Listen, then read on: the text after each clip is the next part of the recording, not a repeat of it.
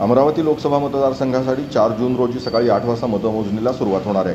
मतमोजणीसाठी जिल्हा प्रशासन सज्ज झालं असून मतमोजणीची तयारी पूर्ण झाली आहे। एकूण अमरावती लोकसभा मतदारसंघात 6 विधानसभा मतदारसंघ येतात, तर एकाच वेळी 112 टेबलवर ही मतमोजणी होणार आहे। यासाठी महसूल आणि पोलीस कर्मचारी आणि अधिकारी असे मिळून 1500 कर्मचारी लागणार आहेत। अमरावतीमध्ये भाजप उमेदवार नवनीत राणा आणि महाविकास आघाडीचे उमेदवार बळवंत वानखेडे यांच्यात दुहेरी लढत झाली आहे। तर साधारण 25 मिनिट एका फेरीला मतमोजणीसाठी लागणार असून सायंकाळी 6 वाजेपर्यंत अंतिम निकाल अपेक्षित आहे, अशी माहिती जिल्हाधिकारी तथा निवडणूक निर्णय अधिकारी यांनी दिली आहे।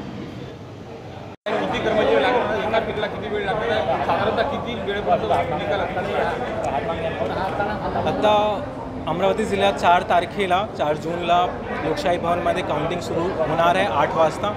त्याच्यासाठी प्रशासनातर्फे पूर्ण तयारी करण्यात आलेली आहे।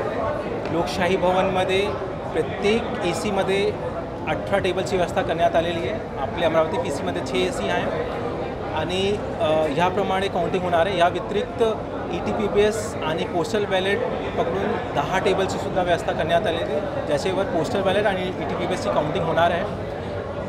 प्रत्येक फेरीला जवळपास 25 ते 30 मिनिट लागतात आणि अमरावती जिल्ह्यात कॅन्डिडेट्सची संख्या जास्त असल्यामुळे 37 कॅन्डिडेट्स आहे आणि नोटा पकडून 38 संख्या राहणार आहे, म्हणून इथे काउंटिंगमध्ये वेळ जास्त लागू शकतो।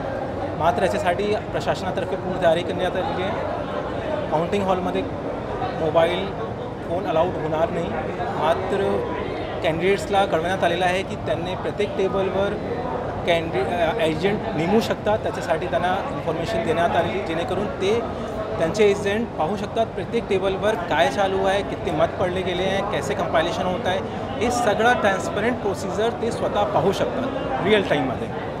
आणि काउंटिंग हॉलचे बाहेर पोलीसमार्फत सगळी तयारी करण्यात आलेली आहे। 3 कॉर्डन इथे सिक्युरिटी सिस्टम राहणार आहे आणि त्या दिवशी 144 आदेशसुद्धा निर्गमित करण्यात आलेला आहे आणि वाहतूकसाठी सुद्धा व्यवस्था करण्यात आलेली आहे। आता सर्व लोकांना आव्हान आहे की आचारसंहिताच्या आणि जे काउंटिंगचे जे प्रोसिजर आहे त्याचं पालन करावे, जेणेकरून काउंटिंग त्या दिवशी सुरळीत पार पाडेल।